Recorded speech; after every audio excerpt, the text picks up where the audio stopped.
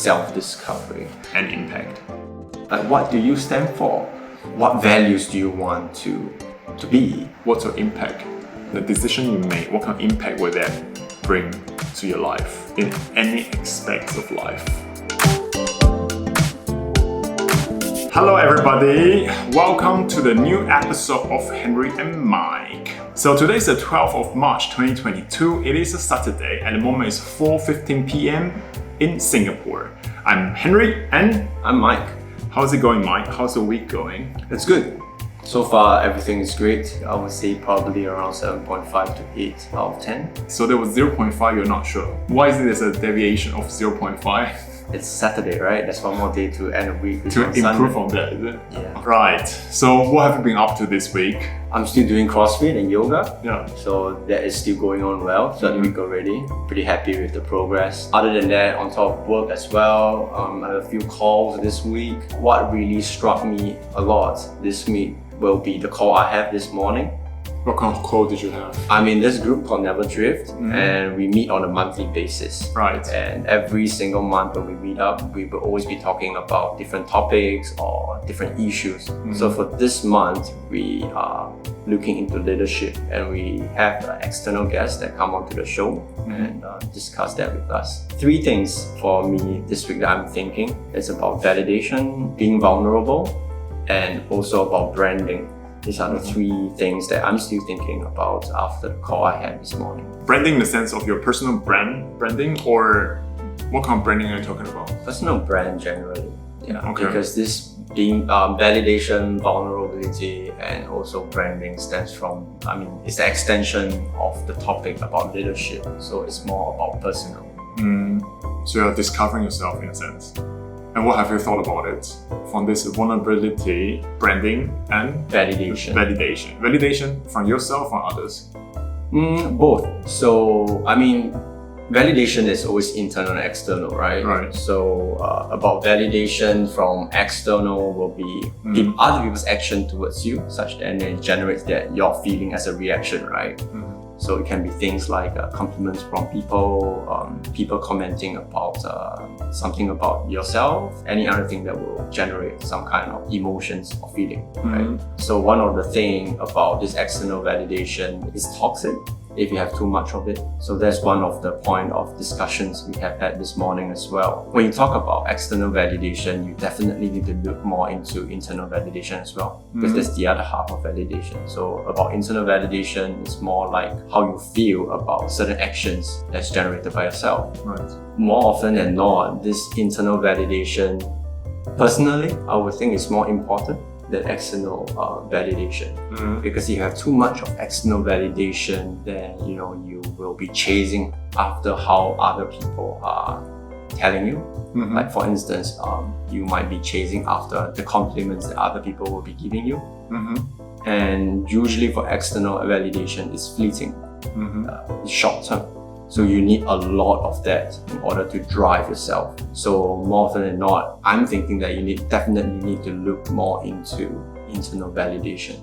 Internal validation. Yes. So where are you at from the internal validation at this moment in time? I wouldn't really say where am I at. It's more about trying to discover more about yourself when you are facing adversities in life, difficult moments. Internal validation will be allowing yourself to be less judgmental about yourself, less critical about yourself, and look even deeper into yourself to find out more about how you feel, and then look for that internal North Star. So are you going through some crisis at the moment or adversity?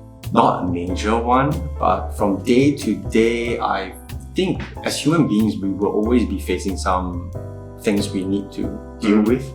So I think having that framework through this validation, especially the internal part, you will understand more about yourself. Yeah, and that will help to guide some of the actions that you have and move on, focus on the more positive things and move on. You see, I was saying about 3 things, right? One is about validation, so we kind of talk about that, and then vulnerable is another one. This vulnerability essentially means that you share a little bit more personal stuff, how you're feeling, to people around you, can be family, can be friends. The common thing that came up during the call I have had this morning, the moment you choose to be vulnerable, you will have a reaction from others, be positive or negative.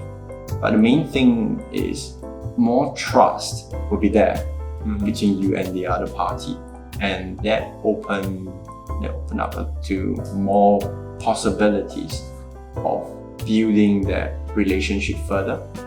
One of the participants was sharing that in the family, they do not have a habit of sharing, being vulnerable basically. So one day he decided to be vulnerable by sharing more personal things that he's going through, some of the challenges, and that in fact spin off a positive reactions from the family, and they became more supportive and share some. Who's that? One of the participants. Okay. We shall not name this person, but that's interesting. Just on a family front. Okay. And then, of course, there are others that also mentioned about a professional setting. So there was this manager that shared more vulnerable moments in life, both personal and career, and with the subordinates and colleagues. And that actually helped to strengthen their working relationship and became friends after all. So being vulnerable a lot of times, on one hand, some will say that that's a sign of weakness. Yeah, that's true. But what we are looking at is being vulnerable as a connecting point, such that trust will be gained and you can develop further in terms of that relationship that you are talking about. So can really be family, can be in a professional setting. And I thought that, hey, this is quite true, because many of the time, what is stopping us to be vulnerable is really how other people are going to have a view about us. And you always want to put out the best front, that self that you're trying to imagine to be. So that really stopped one to be vulnerable.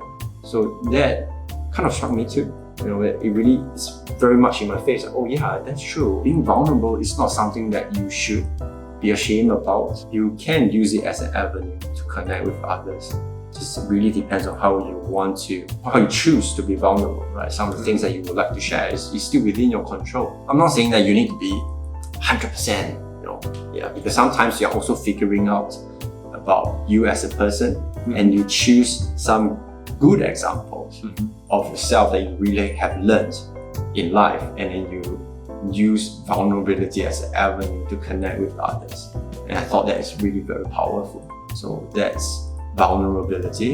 And the last, branding, that also created a lot of mind space this morning when I was thinking about it. A lot of times when people mention about branding, you think about corporate brands, right? Like for instance, let's talk about sports. You have Nike, you have Adidas, whatever other sports brands that you have. Why does it come to you so quick? Because that's really the branding that have had done over the years, and you associate that certain characteristic values to that brand. So same can be applied on a personal level. So one thing that the guest was talking about was this: if you do not brand yourself as an individual, other people will brand you. Essentially, it just means this: if you don't choose to be who you want to be, others will make decisions for you. Others will take your actions and how they feel about you, their opinions about you, and form a persona, form your persona, and that becomes your brand. So rather than giving that control, take that control. I have not think about branding from that perspective as much as personal branding. I thought that, oh, that's powerful. Okay, I should think more about this. Like, what do you stand for? What do you stand for? And what values do you want to be? I'm still in the midst of trying to figure that out, about this personal branding thing. But I just thought that, this validation, this vulnerability, and this branding, in short, VVB, right? Yeah, VVB, kind of created something in my mind that I can start to dig deep to establish certain framework about myself, and even finding more about myself Would you say that you understand yourself? It's always a work in progress.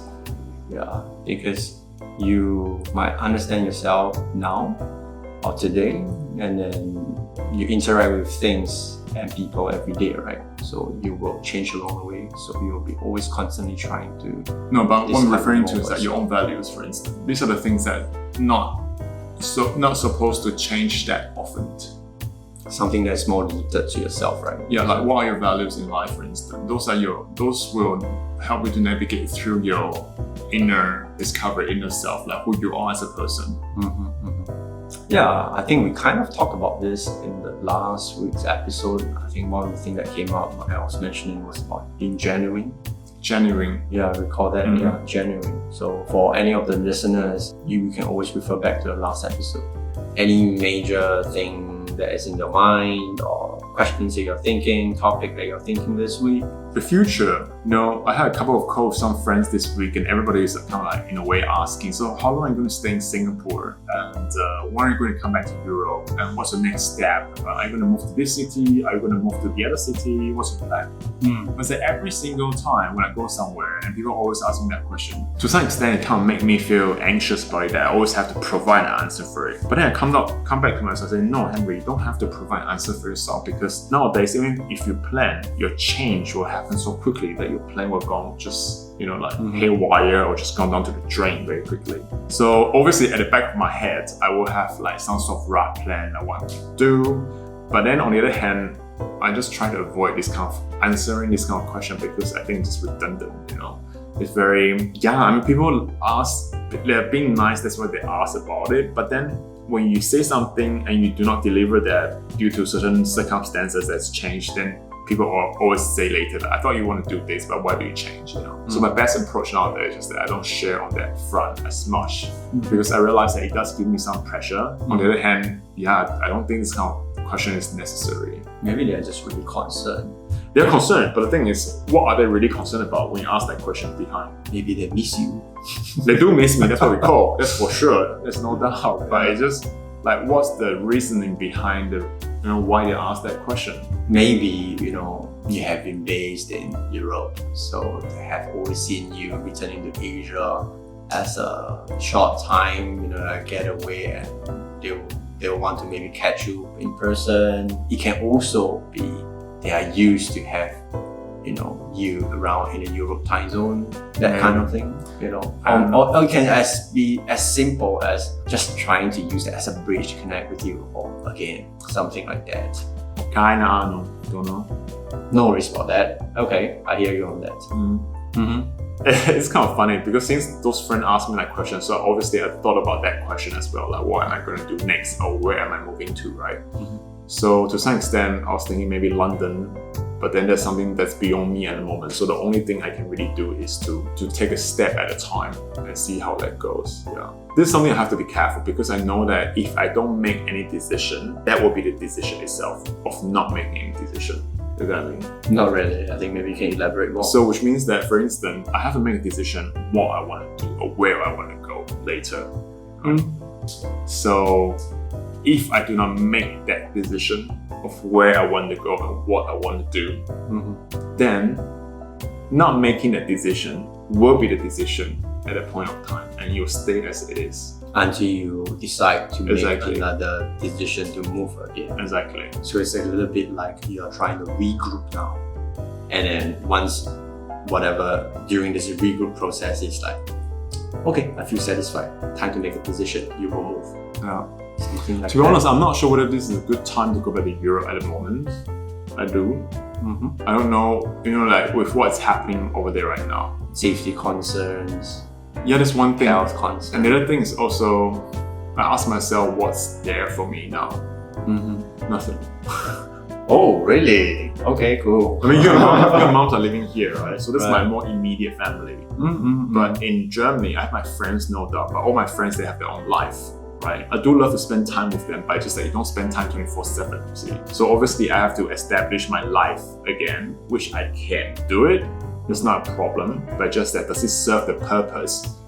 For instance, COVID time and war that's going on, does it even make sense for me to be there? You know what I mean? Okay. Yeah, so there's lots of questions popping up. but then sometimes just take on too much brain capacity.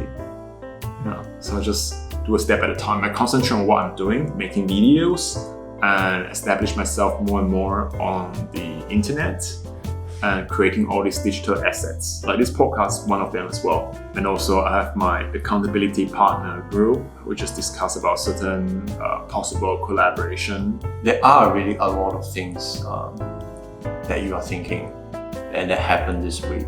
Thinking is always a lot. Wherever you are, you can always think, right? And sometimes we start thinking, all the thoughts will start to race against or with each other. You never know. So if I pop the question now, Henri, what's the word for you this week? Do you have any? Impact, as I said just now. What's your impact? So for instance, the decision you make, what kind of impact will that bring to your life in any aspects of life? What's your word then? Have you decided on that? Still no.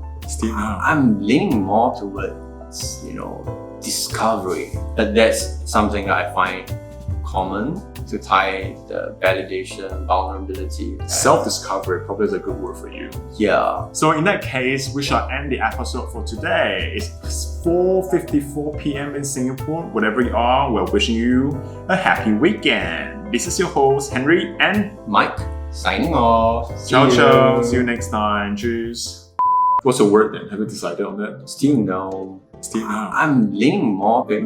Sounds cool. Sounds pretty sexy then. Yeah.